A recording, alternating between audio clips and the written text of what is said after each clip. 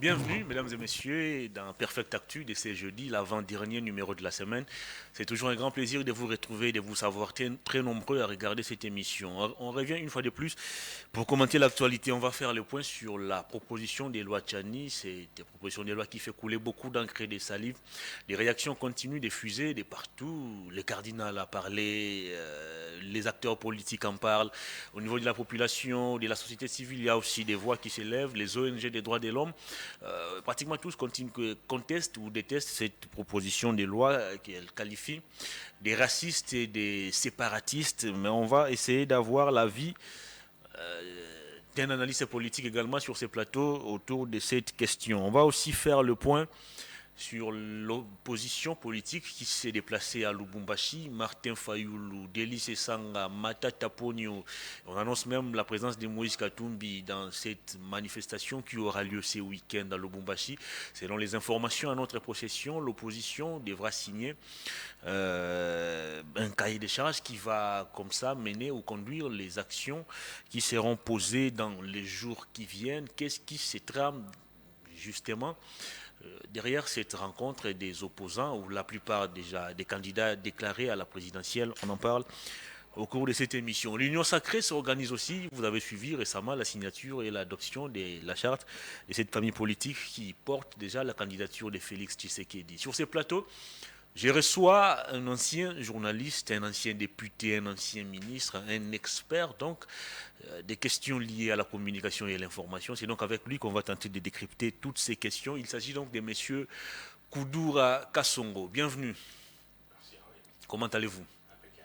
Très bien, je vous ai présenté comme quelqu'un qui maîtrise l'information et la communication. Alors, d'entrée de jeu, j'aimerais avoir votre opinion sur le fonctionnement de la cellule de communication du président de la République. Pour certains, ou pour une grande majorité des Congolais, ces services n'arrivent pas à vendre Félix Tshisekedi, qui a à son actif plusieurs réalisations, qui a réalisé beaucoup de choses, mais il n'est pas vendu correctement. Vous, comme expert, vous faites quelle lecture aujourd'hui du fonctionnement de la cellule de communication du chef de l'État? Hervé, je vous remercie d'abord de l'opportunité Merci beaucoup. que vous m'accordez pour parler des choses d'une manière parfaite, étant entendu que je suis sur Perfect Télévision. Exactement. Voilà. Je vous remercie aussi de me recevoir, parce que votre chaîne, il me semble qu'elle n'a pas de tendance politique. Absolument. Tout le monde s'exprime ici. C'est une très bonne chose. Merci. Ça veut dire que notre pays est dans la bonne direction et sous le leadership du président de la République, comme aussi nos compatriotes de l'opposition avec qui nous étions hier ensemble dans la dynamique de l'opposition. Certains aussi dans l'AMOCA se réunissent ou se réuniront à Lubumbashi en toute liberté, n'est-ce pas, sans crainte. Donc notre pays est dans la bonne voie et c'est une très bonne chose. Parlons de la communication de Monsieur le Président de la République, de ses services. Je le dis avec humilité, mais avec gravité aussi, que personnellement je ne suis pas satisfait de la manière dont les choses se passent, sont organisées. Je constate qu'il y a une grande différence entre les réalisations de Monsieur le Président de la République et les efforts qui sont faits pour montrer aux Congolais, montrer à la fin du monde le travail qui est fait. J'avais donné sur mon compte Twitter une photo seulement. Une photo, je crois, il y avait 2 plans de l'hôpital général à Kinshasa. Et j'étais étonné de voir avec quel enthousiasme les Congolais m'avaient demandé d'en faire davantage, alors que je ne suis pas dans la structure. Le président de la République, en tant que garant de la nation, devrait avoir un service réellement à la hauteur de l'image et à la hauteur de ses responsabilités, comme je viens de l'évoquer. Que les Congolais sachent ce que le président fait. Mais aussi, ces services doivent être, pour le président, le bouclier et le javelot. C'est ce que nous avons fait tout au long de notre vie, lorsque nous nous avons été appelés aux responsabilités pour dire aux Congolais ce que le président fait, là où il y a difficulté. Parce que la communication, c'est ce passage entre une foule et qui adhère à un projet. C'est ça, communiquer. Adhérer, faire en sorte que les citoyens adhèrent à un projet de l'État, parce que ce n'est pas toujours évident que les citoyens comprennent des choses. C'est complexe. Il faut expliciter des choses complexes. Et on nous disait à l'ISTI par Michel Dole, qui nous donnait le cours de la radio-télévision, il faut être comme la mère d'oiseaux qui digère les graines pour les oisillons qui sont restés dans les nids. Il y a des choses qui sont beaucoup faites.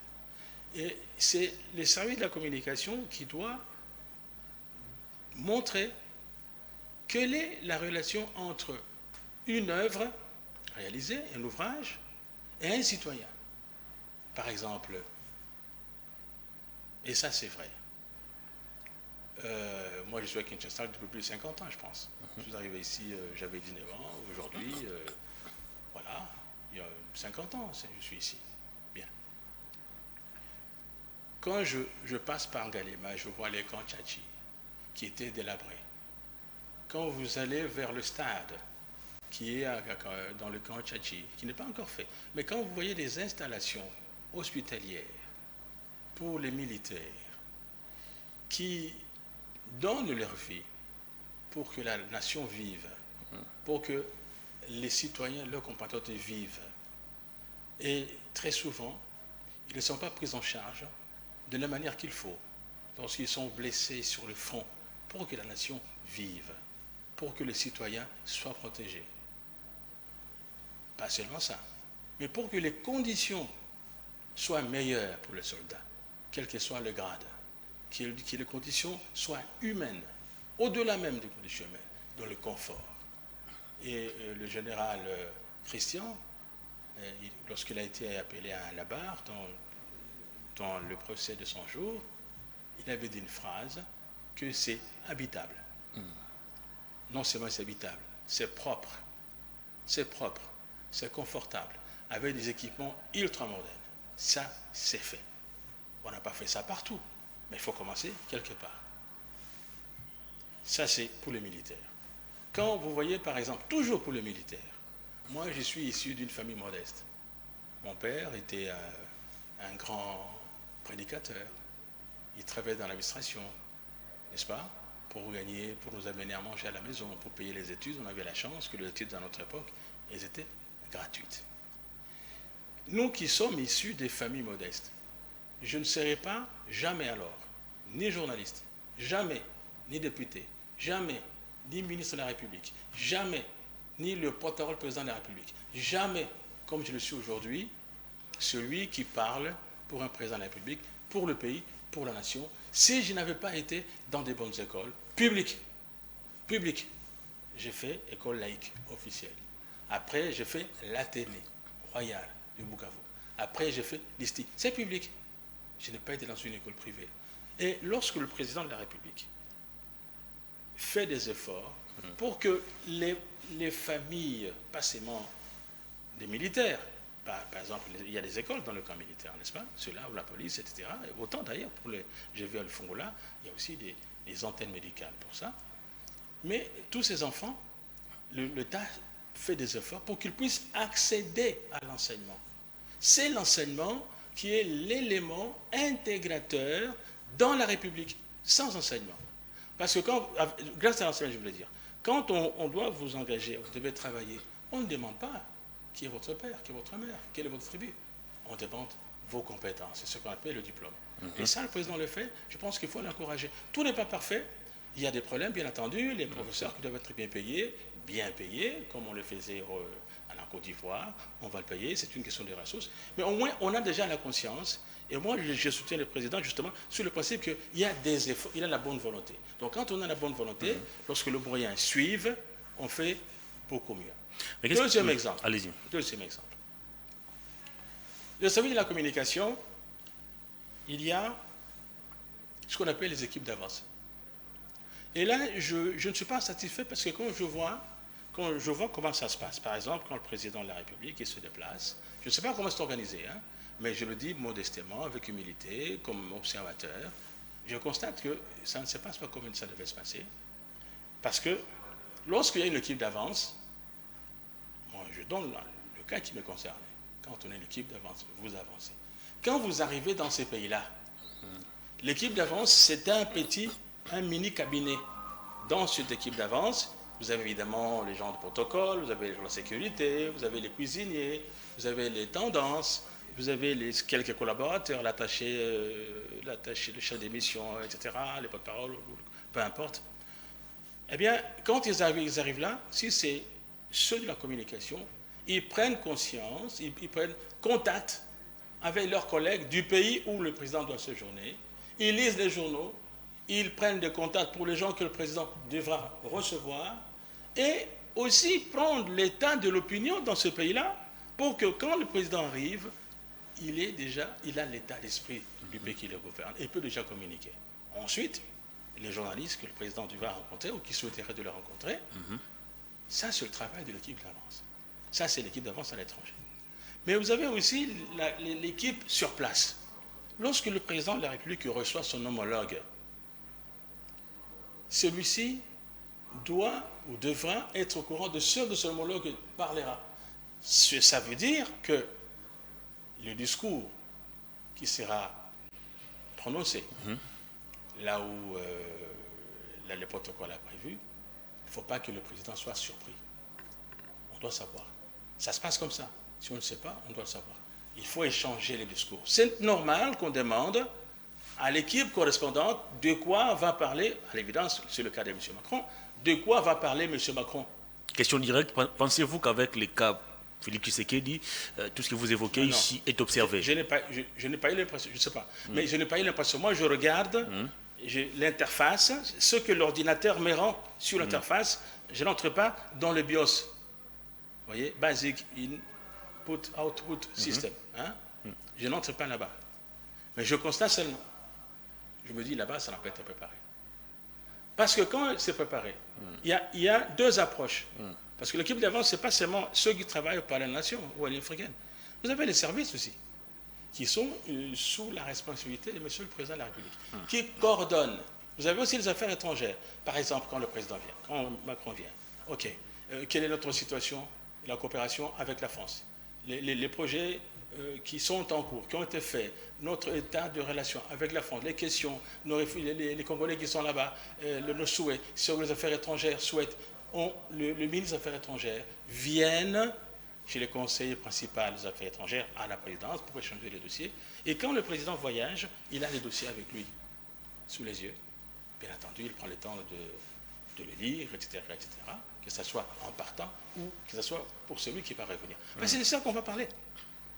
Et je suis resté sous ma faim lorsque, avec arrogance, presque comme un maître d'école, M. Macron vient de donner des leçons de la souveraineté nationale ou de l'intégrité territoriale sans que nous ayons à répliquer de la manière qu'il fallait. La question de la souveraineté nationale, comme celle du recouvrement du territoire national, sont des questions difficiles auxquelles sont confrontés tous les États. La France, en 1870, a cédé l'Alsace et la Lorraine face à l'Allemagne, 1870. Donc, la France a été incapable, face à l'Allemagne, de pouvoir assurer sa souveraineté nationale et son intégrité territoriale. Plus tard, lors du Troisième Reich, il y a eu un gouvernement de Vichy sur le territoire français. La France a été incapable, n'est-ce pas, d'assurer sa souveraineté et de défendre son intégrité territoriale. Il a même collaboré. Les citoyens français. Il a fallu l'arrivée du général de Gaulle à partir de Londres, à partir de son message du 18 juin 1941. Ici, Londres, le général de Gaulle parle français. C'est déjà dommage. Et aujourd'hui, la France a été, avec la guerre la guerre asymétrique, les djihadistes, il y a un problème réel, la souveraineté. C'est comme ça que les États ont des outils Très bien. régaliens, n'est-ce pas? Et on les voit aussi en Ukraine aujourd'hui, en pleine Europe. Il y a un État aujourd'hui qui a même perdu ses territoires dans le Donbass, les territoires, on dit, de pro-russes, etc., etc. Il a perdu la souveraineté, a perdu le territoire, etc., etc. Et quand vous lisez les analyses de tous les géostratégiens, c'est presque acquis que l'Ukraine ne va plus retrouver ses territoires dans le cas des négociations qui vont venir. Le Burkina Faso, le Mali, il y a des vrais problèmes. Donc, lorsque les dossiers sont bien ficelés, on met le président à l'aise. On met le président à l'aise parce que ses collaborateurs sont des fusibles, je n'ai pas l'impression. On ne peut pas avoir des services qui sont anonymes. Il faut trouver les pilotes. Les logiciels qui pilotent. Dans un logiciel, il y a des pilotes, comme on dit. Donc ceux qui incarnent, ceux qui ont une vision du chef de l'État, qui la partagent et qui par ses talents, par le cursus, on protège le chef de l'État. On doit le protéger. Très bien, je reviens sur vos propos de tout à l'heure. Qu'est-ce qui explique, selon vous, la non-vulgarisation des efforts fournis par les présidents de la République, de ces réalisations? Est-ce un problème des moyens ou des compétences? Les cursus des conseillers ou... Le cursus. Ok. C'est quoi le cursus? Dans la Rome antique, on appelle ça le cursus honorum. Et moi j'ajoute le cursus scholarum. Lorsque je suppose, quand on est conseiller auprès du Premier ministre, quand on est conseiller auprès de Monsieur le Président de la République, ce sont des personnes qui ont le cursus, qui sont montées petit à petit, petit à petit. Le président, lui, la démocratie fait que les élections font qu'un président peut arriver, et il n'y a pas un président qui fait une carrière. Donc vous arrivez, vous découvrez, n'est-ce pas, les fonctions du président de la République. Mais ceux qui l'entourent doivent avoir le cursus dans tous les domaines de la vie pour pouvoir accompagner le président de la République. À voir ce qui se passe à la présidence, vous estimez que l'équipe qui coordonne la communication n'a pas de cursus? Je n'ai pas l'impression qu'il y ait un... Je n'ai pas l'impression, je le dis avec humilité, n'est-ce pas, mais avec gravité. Je n'ai pas l'impression. Parce que quand il y a beaucoup de choses qui sont faites, moi, je vous assure, hein, je vis dans la ville, il m'arrive de voir sur mon téléphone, ah bon, ça c'était fait, ah bon, le président était au camp, ah bon, ah bon. Non. On a l'impression que ceux qui sont dans la communication, ils sont des fonctionnaires qui attendent que le président peut-être leur dise ce qu'il faut faire. Quand on est à côté du président ou à côté d'une autorité, vous ne devez pas attendre qu'on vous dise ce que vous devez faire. Vous devrez lui apporter ce que vous savez faire. C'est ça, travailler avec le chef. J'ai l'impression que je ne vois pas des gens qui sont sur terrain. Les personnes qui sont payées pour ça, sur terrain, pour dire aux Congolais ce qui est en train de se passer. Il n'y en a pas. C'est très peu en tout cas. C'est ce que je vois. Problème de cursus. Il faut aimer deux choses. Il faut aimer la personne avec qui vous travaillez ou pour qui vous travaillez. Il faut aimer le travail que vous faites. Il faut aimer. Si vous êtes à la présidence ou à la primature au ministère ou dans une entreprise parce que vous avez des problèmes de chômage et vous travaillez, ça vous avez un salaire, ce n'est pas suffisant. C'est le travail politique. Je vais vous donner juste par rapport à ça. Regardez par exemple mon jeune frère, le vice-gouverneur de la ville. Ah, voilà. Ça me donne l'espoir que dans ce pays, il y a des jeunes qui ont une vision, qui réfléchissent. Il a laissé les dossiers à son titulaire, M. Jean-Thény Gomila. Et lui, il est sur terrain. Parce que le travail, surtout nous, maintenant au RDC, c'est être sur terrain, ce qui n'y va pas. Aller rencontrer les mamans du marché, les mamans de ONZ, les mamans du Bipopula, pour leur dire qu'est-ce qui se passe. Quelle est la relation entre un hôpital, c'est ce qu'on nous disait, entre un hôpital inauguré et la vieille cité. Quelle est la relation entre un hôpital qui est renouvelé, j'ai l'impression de voir l'hôpital de Chuve à Lausanne, où le président Mobutu a été soigné, n'était pas dans une clinique, il était dans un hôpital général, un centre hospitalier, peu que l'équivalent de le clinique Lovenium ici du campus. Et c'est ça que le président Félix fait. Quelque chose d'extraordinaire qui sort de la terre, ça fait une fierté. Et ça va rester. Il y en a comme ça, là-bas, ici à Kinshasa, il y a l'université, n'est-ce pas? Moi, quand je vois, je me dis, mais c'est pas possible, comment il fait? Nous avons toujours été ici. Et moi, je vous assure, quand vous entrez il y a quelques temps à Mamayemo, vous devenez encore plus malade quand vous y arrivez. Et quand vous en sortez, si vous devez en sortir, sans espoir d'être guéri, rien que le spectacle qui était désastreux, c'est quand vous y arrivez, vous n'avez aucun espoir d'en sortir vivant. Parce que tout est pourri là-bas. Mais maintenant, on se dit, tiens, il y a encore moyen de faire quelque chose. Alors on peut se demander, je ne critique personne, mais je dis seulement, comment ça n'a pas été fait depuis longtemps. Attendez un peu, M. Koudroua-Kasongo, est-ce qu'on peut parler du cursus, là où l'on retrouve des gens qui ont fait ces grands médias, TV5, La Voix de l'Amérique, est-ce qu'on peut parler du cursus? Je vous donne un exemple.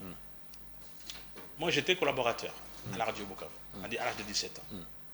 Après, j'ai fait reporter sportif. J'ai fait animateur des radios. Puis je suis venu à l'ISTI, sur concours, les études de journalisme. Et puis, j'étais présent dans le média. Pendant les vacances, je reste à la radio. Et puis, je reste à la télévision à partir du 3e grade. N'est-ce pas? Je suis aussi correspondant du journal Massalo qui a été créé par Chipompo, Lucien Chipompo et Saye Kipoba, décédés, tous deux décédés malheureusement. Vous voyez? Et puis, on devient journaliste, et puis, chroniqueur de politique étrangère, et puis après, député, cellule de la communication, ministre, premier ministre de la communication. C'est moi qui ai conçu, c'est moi qui ai amené, qui ai pu élaborer le concept de communication. Avec Yezu Kitenge qui était issu du FPC, et moi j'étais issu de l'opposition radicale, qui était incarnée par M. Tshisekedi, le professeur Liaou, Brankem, et Kibassa Madiba, et M. Ngoum, parce que c'est nous qui étions à la base de la création de l'Osari, l'opposition. Nous, Néluférique, nous avons convaincu nos amis de PDC avec M. Iléo Songwamba et Papa Bopoliko, et puis nous sommes allés voir l'icône, M. Etienne Tshisekedi, on a fait l'Union sacrée à 3. Vous voyez? Un parcours. Alors, quand on dit la communication, elle englobe tous les secteurs de la vie nationale. C'est l'économie, c'est la diplomatie, c'est la relation internationale, c'est la géostratégie. La sécurité. La sécurité, évidemment. En Israël, vous ne pouvez pas occuper de ces genres de responsabilités si vous n'êtes pas passé par le Shin Bet, donc la sécurité intérieure, un peu le FBI, ou les Mossad, donc la CIA, ou l'armée, c'est impossible. Et c'est ça les espions dont les presse, quand vous lisez le livre qui a été sorti en Israël il y a quelques années, tous les espions sont des princes, c'est dans ce sens-là. Vous ne pouvez pas, voilà encore une des contraintes qu'on a pour pouvoir accéder aux recharges publiques. En Israël, c'est comme ça. Il y a juste une exception, c'était celle de M. Shimon Peres, n'est-ce pas? Mais tous les autres, les Menahem Begin, Golda Meir, Bouch Dayan, Isaac Rabin, etc., ce sont les anciens des services. Et moi, je pense que notre État, par rapport aux problématiques, par rapport à ces défis actuels, c'est un État qui doit être très policé en ce moment. Il faut recruter suffisamment de policiers. Il faut restructurer l'armée. Il faut qu'effectivement, la sécurité de la nation soit au cœur de l'action politique. Très bien. Bien entendu, il y a les questions sociales. Et le président a montré son souci en prenant le vice-premier ministre en charge de l'économie, un économiste, M.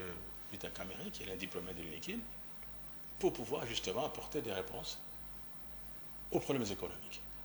Les problèmes de la défense sont confiés à un vice-président, M. Jean-Pierre Bemba, pour résoudre les problèmes de la défense nationale. La restructuration, une armée infiltrée, une armée peu motivée. Il faut regarder ces problèmes pour pouvoir donner non seulement de l'espoir, mais de l'espérance au pays et résoudre le problème du pays, car c'est sur ces deux questions essentielles, l'économie, le social, la défense, en tout cas dans les sélections, que le président sera jugé dans les échéances prochaines, au-delà du fait que l'opposition, à mon sens, elle est déstructurée et complètement abîmée. Une dernière question avant de parler de l'actualité, M. Koudroua-Kasongo. Vous étiez dans les circuits de la communication du président Mobutu, vous avez géré la communication du président Kabila. Actuellement, qu'est-ce que le président de la République doit faire pour que sa communication puisse être aussi à la hauteur, que toutes ces réalisations... Je ne suis pas dans la communication, mais je suis dans les questions stratégiques. Okay. Un conseiller diplomatique non apparent. Voilà. Vous avez géré la communication de l'ancien président Kabila. Oui, bien sûr. Qu'est-ce que l'actuel président de la République doit faire pour que sa communication soit aussi à la hauteur? Il faut restructurer. Moi, on ne peut pas... j'ai l'impression qu'on ne peut pas... il me semble, sur le plan management, il faut qu'il y ait un responsable. Mais il est là. On dit cellule. Il est là. Non. Il a fait TV5, il a fait la voix de l'Amérique. Non, je ne parle pas des personnes, moi je ne connais pas. Mais je dis tout simplement, les responsabilités, pour ceux qui savent le problème de management, le problème de réseau du travail, il faut des responsables. Si vous avez une maison et tout le monde garde la maison, qui est responsable? Il faut des gens qui incarnent. Vous voyez? Il faut des gens qui ont le leadership. Les collaborateurs du président devraient avoir de leadership dans leur secteur. C'est comme ça. Quand vous avez le capitaine de l'équipe, tout le monde n'est pas capitaine. Il y a un capitaine par rapport au cursus, encore une fois. N'est-ce pas? Dans l'armée, le soldat qui est chef MG, il a le cursus. Quand on a le général Maïle qu'on appelle le Tigre, il a le cursus. Moi, je l'ai vu à Bukavu en 67 lorsqu'il est venu combattre Jean Scram. Il était sous les arbres. Et quand je quittais l'Athénée, je passais devant la maison de la Poste parce qu'il y avait le consulat de la Belgique là-bas. Il ne passait pas par la cage d'escalier, il montait à la corde pour rentrer chez lui, le général Maïle. Le cursus, il a évolué comme ça. Il a gravité tous les grades, n'est-ce pas? Et la journée, il est sous les cimes des arbres au stade de Mukukwe. C'est là qu'il était. Et nous, on allait le regarder là-bas.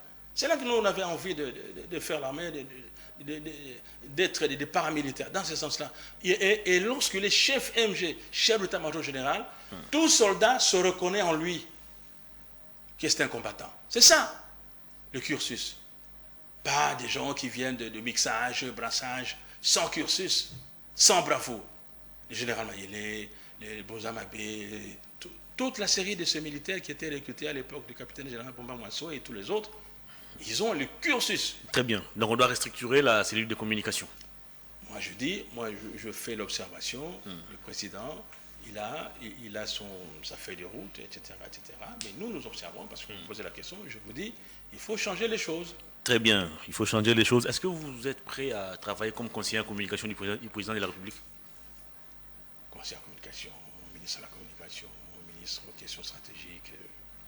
J'ai le cursus. Très bien. Vous avez les cursus. Et moi, je vous recommande auprès du président de la République. Le cursus. Monsieur le président de la République, il y a un Congolais qui est là. Non, ça ne se passe pas comme ça. Non, ça c'est... Je vous laisse parler. C'est moi qui les demande. Il y a quelqu'un qui a de l'expertise, monsieur le président de la République, vous pouvez vous en servir. C'est une intelligence, c'est une matière grise. Il faut en profiter de son vivant. Affaires étrangères. Très bien. Très bien, on va parler actualité. Il y a des formations qu'on ne peut pas dire comme ça en public. Je vous dis, on a le cursus. Absolument. Voilà. Très bien, on va parler actualité. Ouais. L'opposition s'organise, comme en 2018. L'opposition se met de nouveau autour d'une table pour parler. Ou peut-être pour signer une charte, ça va se passer ce week-end à Lubumbashi. Martin Fayulu a effectué le déplacement. Matata Ponyo. On annonce aussi le docteur Mukwege. Moïse Katumbi sera aussi de la partie. Les élections s'annoncent et l'opposition se prépare sérieusement. Est-ce qu'il faut craindre cette machine électorale qui s'organise déjà au niveau de l'opposition? J'ai passé le clair des montants dans l'opposition. Donc ce sont des choses que je connais, que je maîtrise. La plupart de mes années de la jeunesse, c'est dans l'opposition. J'étais dans l'Union sacrée de l'opposition avec le président Tshisekedi. On est allé en exil. J'étais dans le comité de soutien du président Laurent Désiré Kabila. J'étais élu porte-parole là-bas. Je suis revenu ici. Tout récemment, j'étais encore revenu dans l'opposition avec Martin Fayulu, dans la dynamique de l'opposition, les Vital Kamere, etc. Avec les amis de l'EDPS, Mafougou et Jeff. Beaucoup d'années. Quand j'ai quitté la présidence en 2009, jusqu'à l'élection du président Félix, que nous avons soutenu, toujours de l'opposition. J'ai fait une trentaine, donc je connais l'esprit de l'opposition. L'avantage de l'opposition ou des opposants, c'est l'irresponsabilité. Au sens littéraire du terme. Ça veut dire, vous ne rendez pas compte, vous ne rendez compte de rien. Vous êtes irresponsable. Vous ne gérez rien, voilà. Vous ne contrôlez rien. C'est dans ce sens-là. Donc vous êtes irresponsable, vous n'êtes pas responsable de quoi que ce soit. Exact. Vous venez, vous parlez, vous le faites critiquer. C'est ça l'opposition. C'est ça l'avantage. Mais nous, qui soutenons encore le président Félix depuis les élections, parce que nous avons décidé, moi j'étais l'allié de l'UNC, nous avons soutenu le président Félix et nous continuons à le soutenir, nous pensons qu'il faut le soutenir. Je pense sincèrement qu'il faut le soutenir encore, lui donner une chance, parce qu'il travaille. Alors, entre travailler et critiquer, Nous soutenons, nous apportons des propositions, comme je le fais ce soir, nous apportons des propositions pour améliorer la qualité de la vie de nos compatriotes, pour améliorer l'état de l'État, de notre État. Je pense qu'on est plus utile. L'opposition, ça a été fait, mais il y a un de nôtres, Félix, et nôtre, avec Martin Fayoulou, etc., pendant longtemps. Il est nôtre, nous le soutenons. Il y a, c'est vrai, des problèmes, ceci, il y a des frustrations, il y a des problèmes d'ego, mais il est nôtre. Moi, je pensais qu'il faut le soutenir, et je le soutiens. Tout à fait loyalement. Je n'ai aucune responsabilité dans ces structures, mais je le soutiens. Et Félix travaille, comme je le dis. Mais il reste encore des défis. Il reste des défis, comme nous l'avons dit, des grands chantiers. Les salaires des professeurs, n'est-ce pas? À l'université où je vais souvent, ce n'est pas payé. Moi aussi, qui je parle comme ancien député, je ne suis pas payé, il y a des retards. Mais les choses vont s'améliorer. Les hôpitaux qui sont construits, il faut les équiper. Après, lorsque les hôpitaux seront inaugurés, il faut les équiper. Ensuite, il faut trouver une politique de santé. Comment on va faire? Les hôpitaux sont là, comment les gens vont accéder aux soins? Parce que si on a un hôpital luxueux, c'est équipé, ces équipements, il faut rentrer dans les frais, comme on dit. Comment on va faire dans un pays très très pauvre? Or, on doit aider les malades. Ils doivent être soignés. Il y aura un problème aussi. Il faut réfléchir sur ça. N'est-ce pas? Comme aussi, nous avons les universités publiques. Il faut que nos jeunes, vous, même nous qui continuons à étudier encore, accèdent à la formation. Mais il y a des frais. Comme aussi, il y a des bus que le président a mis à la disposition des étudiants qui ne sont pas boursiers. Vous voyez? La guerre à l'Est. La guerre à l'Est. Ça, c'est un grand chantier. Tous ces dossiers dont je vous parle sont des dossiers que le président a trouvés sur sa table. Il essaie le mieux possible de pouvoir les résoudre. C'est pour cela que je dis, c'est mieux qu'il a commencé, qu'il puisse terminer. À l'Est, où va se décider l'avenir de l'humanité, de l'Europe, dans les 30 années qui viennent, dans ce pays. Les problèmes de la transition écologique, les problèmes des réserves des matières rares qui sont chez nous, qui enrichissent les voisins, nos voisins, et qui sous-traitent nos minéraux au profit des multinationales et des pays dont le président vient de donner la leçon ici, notamment le M. Macron. Ceux qui soutiennent les Rwandais dans un conflit génocidaire auquel ne sont pas liés pour faire plaisir aux Rwandais. Mais il faut un leadership, parce qu'aujourd'hui, l'Afrique ne veut plus de l'Occident. Et selon moi, l'Afrique veut terminer le processus de décolonisation qui avait commencé en 1955 avec Locarno, avec Gandhi, Nasser, etc., qui nous a amenés à l'indépendance des années 60. Aujourd'hui, on va terminer ce processus. Et on veut évacuer l'Occident qui n'a pas apporté grand-chose. C'est ça le défi.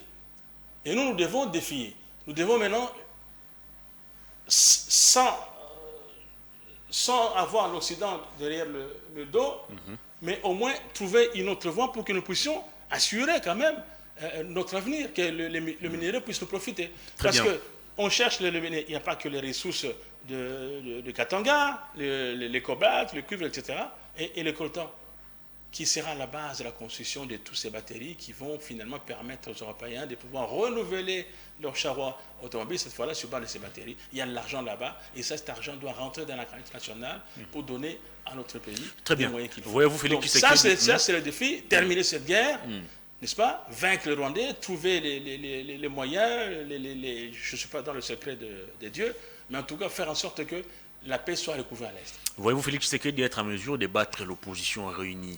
Martin Fayoulou, Matata Ponyo, Moïse Katumbi, Denis Mukwege. Ça paraît évident, mais l'opposition à chaque fois elle ne sera jamais unie. Ils vont se mettre d'accord. Félix sera en mesure d'affronter cette machine électorale? Mais ça n'existait plus, l'opposition. Ah bon? L'opposition, c'était la Mouka.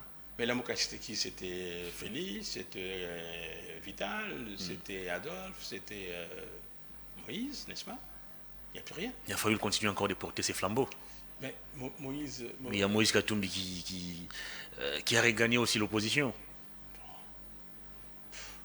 L'opposition, pour moi, nous avons un tour. les élections vont se jouer sur un tour. Un coup, une flamme. Un tour. Lorsque les élections se jouent en un tour,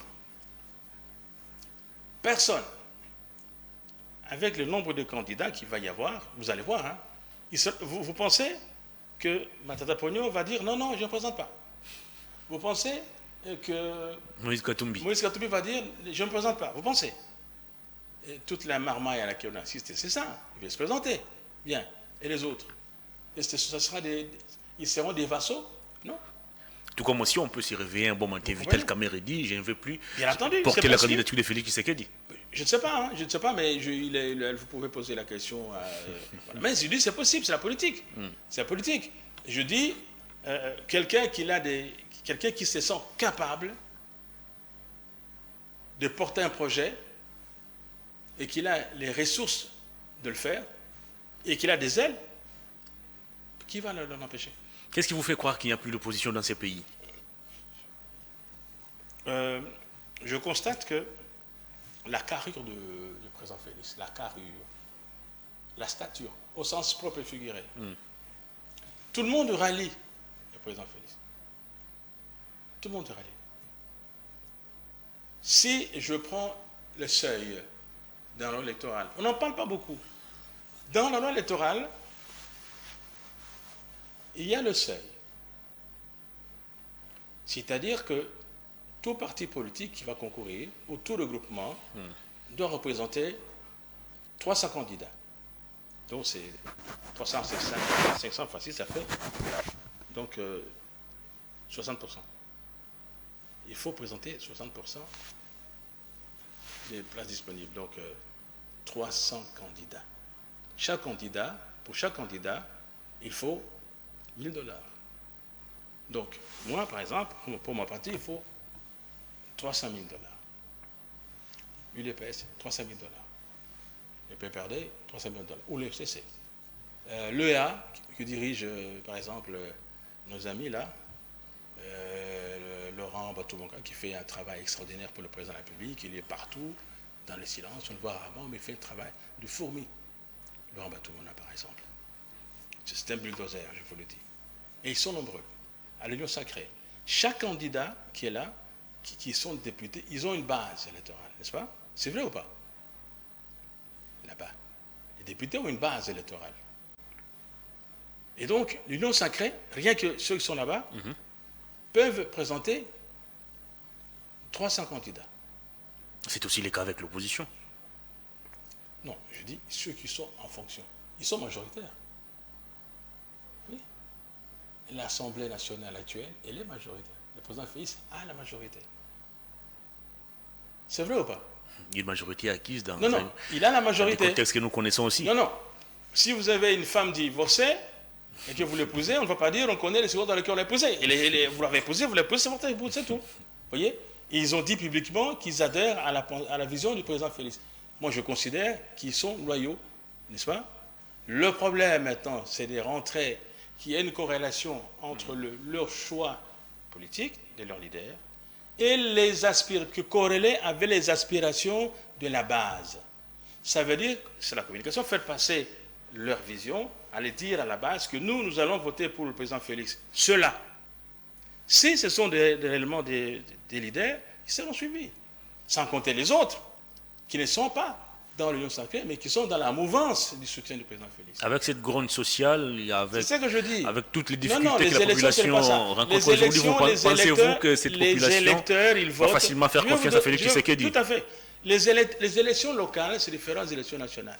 Les élections locales, c'est une question de relation entre l'élu et la base. Il ne faut pas oublier que nous sommes dans un pays où l'État, malheureusement, ne joue pas son rôle, son rôle protecteur, son rôle régalien. L'État, notre état de difficulté, c'est un état liquéfié. Ce sont les individus qui jouent ce rôle, qui se substituent à l'État. Ça veut dire, les préfets qui ne sont pas payés, c'est les élus qui payent. Ce sont des élus qui payent, qui construisent les écoles. Je vous dis, à part maintenant la BCECO, je vois la BCECO qui fait un travail remarquable. J'ai vu le travail du général Le brouillard, en Ituri, n'est-ce pas? Un travail remarquable, ainsi par-ci par-là. Bon. Alors, ceux-là qui construisent, ceux-là qui apportent qui apportent des forages dans le village, n'est-ce pas? Dans un village où il n'y a pas d'eau, quelqu'un arrive, qui arrive, les gens commencent. J'ai vu à Bujima, j'ai vu à Kabeya Kamanga, les moments qui étaient heureuses d'avoir des fontaines d'eau. On vote comme ça, ici. Là où il n'y a pas l'État, ce pays qui a la superficie de 27 pays Schengen, le Congo. La superficie du Congo, de 2 345 409 km² correspond à l'espace Schengen. Mais l'espace Schengen est structuré, n'est-ce pas, infrastructuré. Nous sommes défrastructurés et déstructurés. Nous n'avons pas de structure. Ce sont ces députés-là qui enterrent les morts dans le village. Ce sont ces députés qui apportent de l'eau. Ce sont ces députés qui marient les jeunes. Ils font tout. Moi, j'étais député. L'argent des députés va là-bas. Et dans ces lots, il y a aussi les députés de l'opposition. Oui, bien sûr, bien sûr. On verra. On ne peut pas préjuger. Mais je dis, pour moi, j'ai écrit sur mon compte Twitter, pour ceux qui me lisent, il y a un boulevard du président de la République. Il y a un boulevard. Mais, je dis, mon problème... Est-ce que ce n'est pas parce que vous êtes sûr déjà d'être triché, comme Jean-Marc Aboun l'avait révélé bien avant d'être emprisonné? Ce qu'il a triché. Non, lui, il avait alerté sur la fraude électorale massive que le président de la République était en train de préparer. Il était député, donc il a fraudé. Non, il n'a pas parlé des élections de 2018, il parlait des élections de 2023. Mais comment il peut savoir qu'on a fraudé alors que lui-même... Non, mais il faisait partie du cercle très fermé du président de la République. C'est pas sérieux. Moi, je dis des choses qui sont vraies. Je dis, le président sera élu. Je l'ai écrit. Et je l'assume, je peux le demander. Le problème n'est pas... Qu'est-ce qui vous donne cette garantie? Mais je constate, j'analyse le paysage politique. Et il n'y a plus d'opposition, il n'y a rien. Ah bon? Oui, il n'y a que des chamailleries. Mais l'opposition, c'est... Il n'y a rien. L'opposition, c'est la misère de la population. L'opposition, c'est l'imprégnement dans l'administration publique. C'est l'insécurité. Vous pensez que, franchement, Monsieur Matata, n'est-ce pas, mon frère, un ami, Monsieur Matata. Il y a des fonctionnaires qui témoignent que sous Matata, je pose la question. Les salaires, c'était les 20. A-t-il réglé les problèmes économiques? C'était le discours là, de Macron, un discours creux. Macroéconomie, c'est quoi? Mais durant son règne, les fonctionnaires étaient payés au plus tard les 20. Je dis... Il y a des fonctionnaires qui ont témoigné. En France, il y a un problème de salaire. N'est-ce pas? En France, il y a un problème de salaire. Il y a un problème de retraite. N'est-ce pas? Mais, M. Matata, va-t-il être juste seulement sur la bancarisation? C'est quoi la bancarisation? C'est l'argent, au lieu d'amener l'argent à la main, ça va à la banque, et puis quand l'argent vient à la banque... Il a réussi à... Attends, quand les fonctionnaires vont à la banque, ce sont des jours et des jours dehors, sans le respect des aînés, pour attendre un salaire de misère, pour attendre une retraite de misère. C'est ça la bancarisation. Rien. De concret, de digne. Nous avons des parts. Moi, je passe dans les banques, je regarde. Moi, je vis dans la cité, je vois ce qui se passe au marché, partout là-bas. N'est-ce pas? C'est un économiste, non? L'uniquine, n'est-ce pas? Comme Vital Kamerhe. Comme Vital, comme Muzito. N'est-ce pas? Et Gilles Alinguette. Oui. Bon, Gilles, il est dans son rôle. Hein. Lui, son rôle, c'est de poursuivre les prédateurs, etc. Ok. Alors, les problèmes économiques ont-ils été réglés? Je demande la question. Hein? À part le fait que c'était payé les 20 ans. Mais on peut régler, c'est l'un qui prend des priorités. À un moment donné, on prend l'argent, on envoie aux militaires. Ça peut perturber l'équilibre budgétaire. On ne peut pas ne pas donner l'argent aux militaires. On peut attendre. Nous, dans nos foyers, parfois, vous devez payer les minervales de l'enfant. Vous avez suffisamment d'argent. Mais si l'enfant est malade, on privilégie d'abord les soins médicaux du bébé qui est malade. C'est comme ça. Mais ça va se régler. Ça, c'est M. Matatampo. Il n'a pas tout réglé. 5 ans. Il a posé quand même les bases. Il a fait Matata. On parle. Je vais chez mon frère. On parle des Transco aujourd'hui, c'est Matata Pogno. Je vais chez mon frère Muzito, on discute. Je vous dis, moi j'ai le malheur de le connaître tous. Lui, d'avoir des amis. Il a été écarté. Ce sont mes amis. Il a été écarté de l'opposition. Il n'est pas invité à Lubumbashi.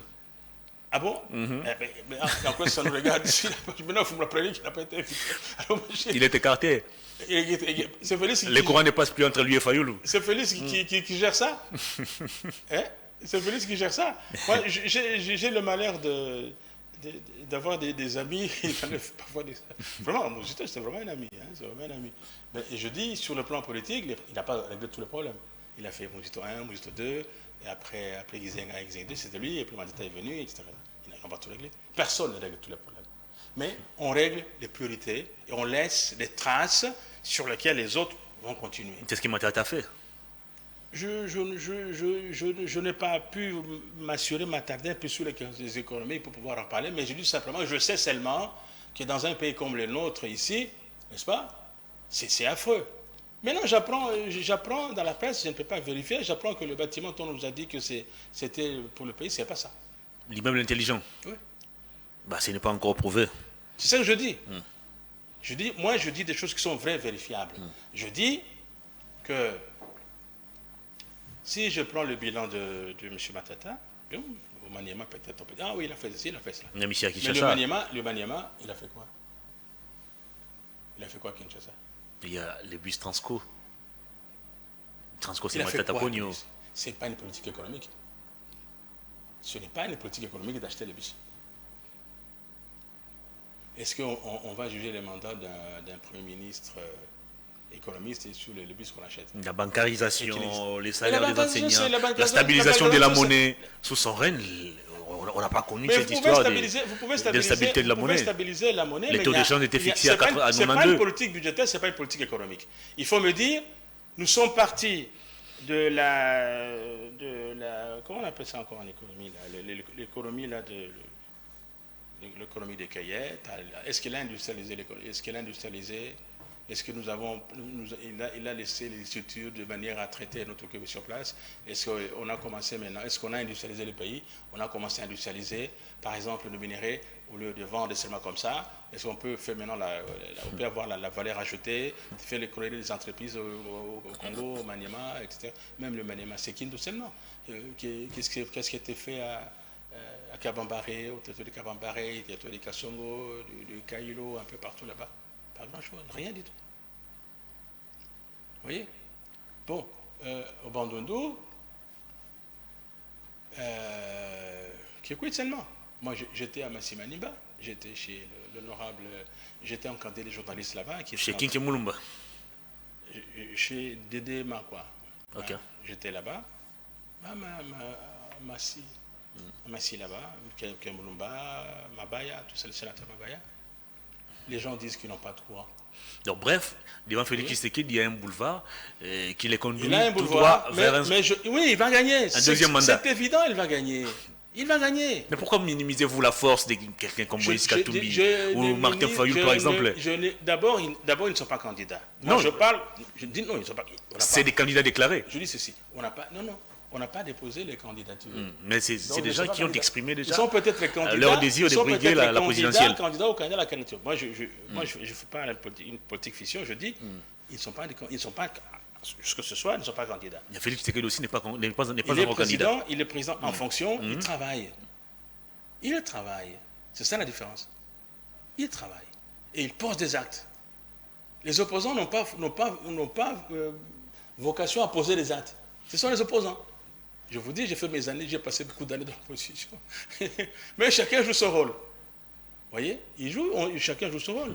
Hein? Très bien. Bon, mon frère, mon condisciple Denis, il n'a pas géré l'État, il est médecin. Il fait un travail remarquable chez nous, à Kivu là-bas. Il a soigné mon père, on se connaît personnellement, on a joué au foot ensemble, etc., etc. On se respecte. Tous ceux que je vous ai cités, je les respecte. Mais je dis, moi, ce concept, mon camp, mon candidat, il travaille. Maintenant, ce n'est pas parce qu'on a des atouts pour gagner les élections qu'on va dormir sur le riz en disant oui, c'est parfait, c'est fait. Non, je dis, il faut, dans ces élections, ici, c'est à un tour. Comme ils sont nombreux, ils vont éparpiller les voix de l'opposition. Mais ceux qui sont derrière Félix, c'est un bloc. Ceux qui sont... Félix aura les voix qui sont celles qui lui sont destinées par ceux Mais qui c'est un bloc qui ne représente pas grand-chose. Moi, je vous dis... Vous allez comparer les poids politiques de quelqu'un comme Bosso Koudia, par exemple, et à Martin Fayoul dans les grands bandundu. Vous avez été... C'est le jour et la nuit. Vous allez comparer Sam Malukonde à Moïse Katumbi dans les grands Katanga. Moïse Katumbi. Combien d'emplois il a créé au Katanga? Sam Malukonde a créé combien d'emplois comme Premier ministre? Non. On ne crée pas les emplois. Mais comment demandez-vous à Katumbi de créer les emplois? Vous le savez, les emplois, vous êtes ici, vous avez un emploi, c'est pas Sam Malukonde. L'État crée des conditions pour pouvoir créer les emplois. Et les emplois sont créés, soit ils peuvent être l'objet des initiatives privées ou de l'État. Mais l'État, dans la vie moderne, l'État n'a pas vocation à engager les gens, d'avoir beaucoup de fonctionnaires. Non, l'État crée les conditions. C'est l'entrepreneuriat. Qu'est-ce que le gouvernement Sam Malukonde a créé comme condition pour que les emplois soient créés? Moi, je n'ai pas les chiffres. Si vous m'avez posé la question, j'allais demander mais je considère qu'il y a les conditions qui sont créées. Si on vous donne les conditions, mais vous pensez qu'on doit vous chercher toujours, venir travailler ici. C'est pas ça comme ça. Ça ne se passe pas comme ça. Mais notre frère Moïse, moi j'étais au Katanga souvent, n'est-ce pas? À la poste, vous allez trouver, et j'ai été interpellé à l'époque, à la présidence. J'ai parlé à la poste. Demandez à Peter Tchani, je pense qu'il connaît Lumbashi beaucoup mieux ce jour-ci parce qu'il va souvent là-bas. Eh bien, devant l'hôtel Parc Hôtel, il y a des jeunes licenciés, des économistes qui m'ont interpellé à l'époque déjà, les années 2006, 2007. Ils disent que nous n'avons pas de travail au Katanga. Ça, c'est au Katanga. Le poumon économique de le pays. N'est-ce pas? Tous les minéraux du Katanga partent en Zambie. D'après les renseignements que j'ai, c'est 1500 camions, je vous dis, les renseignements qui m'ont été donnés par les conseils nationaux de sécurité. C'est 1500 camions qui partent en Zambie. Et il y a aussi des informations qui nous renseignent à ce jour que cette manière de faire n'a pas cessé. Cette manière de faire n'a pas cessé. Je vous dis, les minéraux, les camions, on m'a dit ceci, les renseignements. Il y a une différence entre l'enseignement et les informations. Ça veut dire ce qui est vérifié, avéré par l'État, avéré. On vérifie 1500 camions pleins de marchandises, ça va en Zambie sans payer la douane. On ne paye pas. Au Katanga. Mais quelles sont les entreprises maintenant? Parce que quand on a été gouverneur longtemps, on a aussi un bilan. N'est-ce pas? On a une vision économique. Moi, je ne veux pas cette vision économique. N'est-ce pas? Par rapport aux conditions de père et de mère, je ne sais pas si on devait en parler. Oui, allez-y. Bon. C'est d'ailleurs par là qu'on va boucler l'émission. Voilà. En 2006,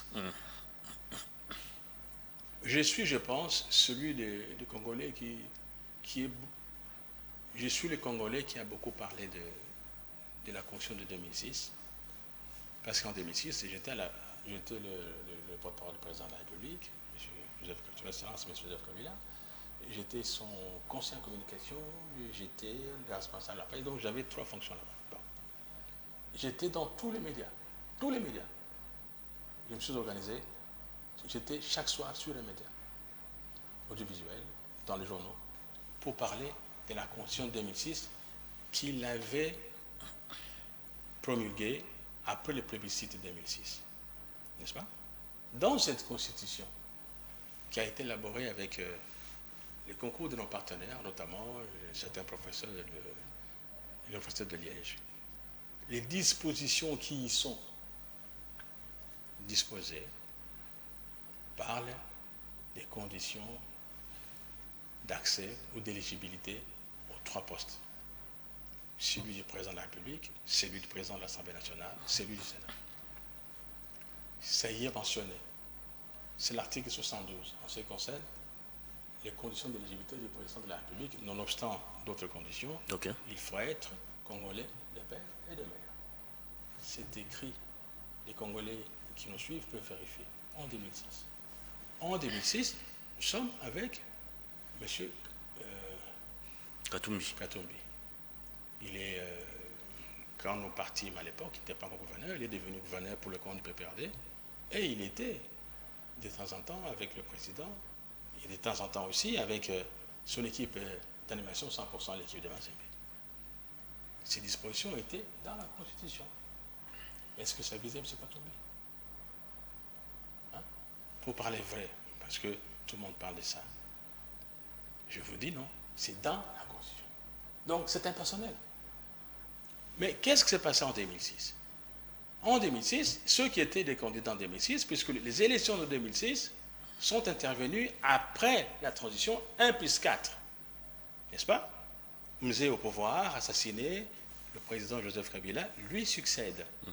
Et il prend avec lui, dans l'instance présidentielle, un vice-président pour le composante du gouvernement, un vice-président pour la composante opposition, un vice-président pour la composante opposition armée, et l'autre pour la composition, comme je l'ai dit. Hein? Zaïdi Goma, M. Rouberoy, le président Abdoulaye. 4. Voilà.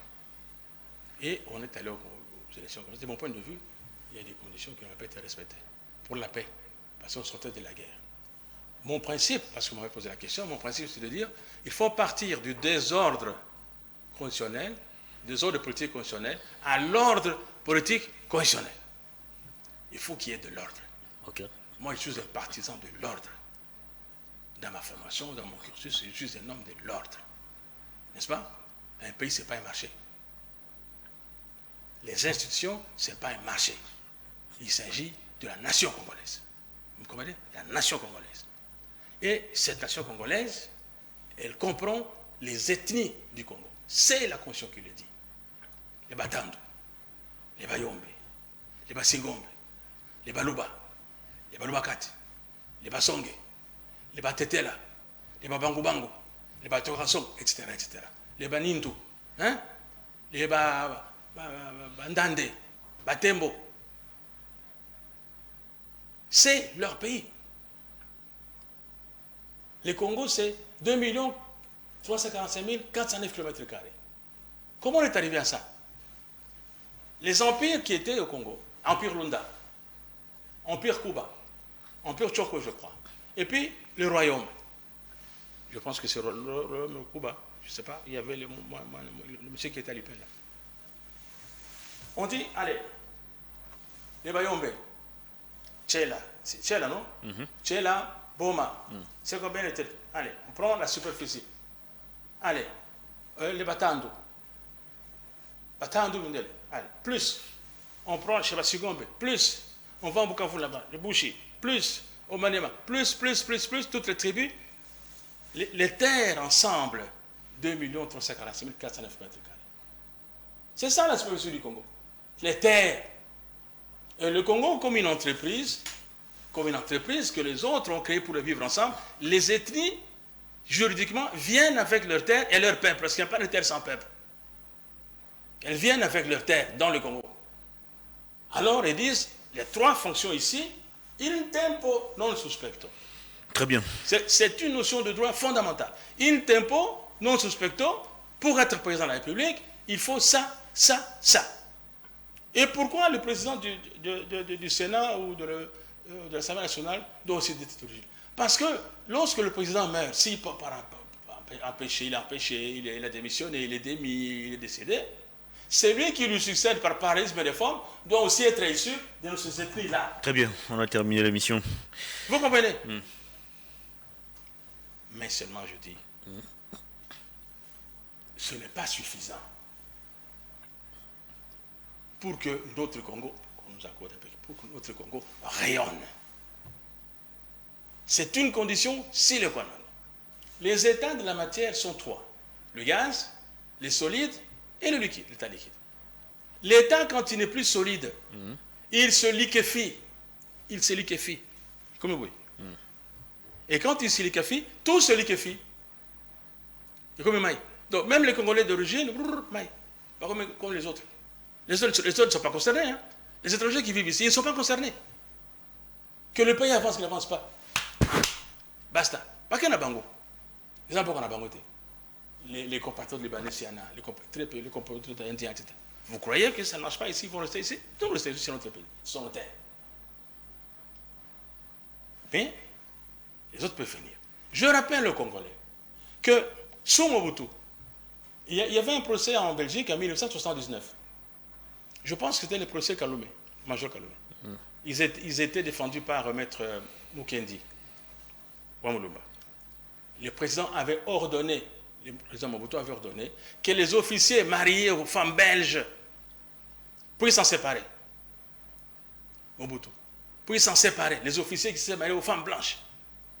Surtout, ils étaient souvent des Belges là. Ça s'est passé comme ça.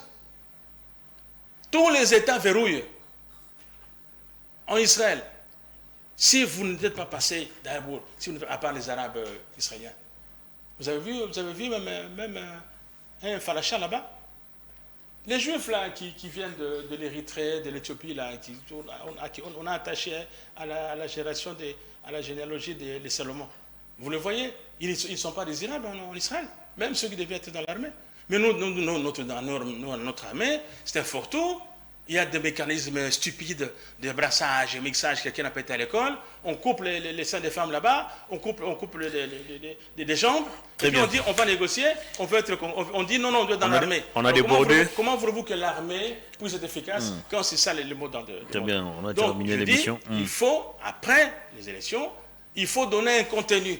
Il faut sensibiliser les Congolais qu'ils s'approprient leur pays, qu'ils soient responsables de leur pays. Ceux qui sont les responsables du pays. Très bien, on a terminé l'émission. Monsieur Koudoura Kassongo, c'était un plaisir de vous recevoir. J'espère que vous allez revenir encore sur ces plateaux très prochainement. Très bien, merci beaucoup, grand merci à vous. Et j'ai continué de vous recommander auprès du président de la République. Monsieur le Président, vous pouvez faire de lui un ministre de la communication et porte-parole du gouvernement, soit encore un conseiller en communication. Vous ne serez pas déçu. Vous en assumez la responsabilité, c'est bien de vous. Très bien. L'émission est terminée. J'avais reçu pour vous M. Koudoura Kassongo. Avec lui, nous avons décrypté les grandes questions d'actualité. Grand merci à toute l'équipe technique. Grand merci aussi à vous, fidèles téléspectateurs et internautes, pour la sympathique et réelle attention que vous accordez à cette émission. On se retrouve demain vendredi pour boucler la semaine. Au revoir. Bonne suite des programmes sur nos antennes.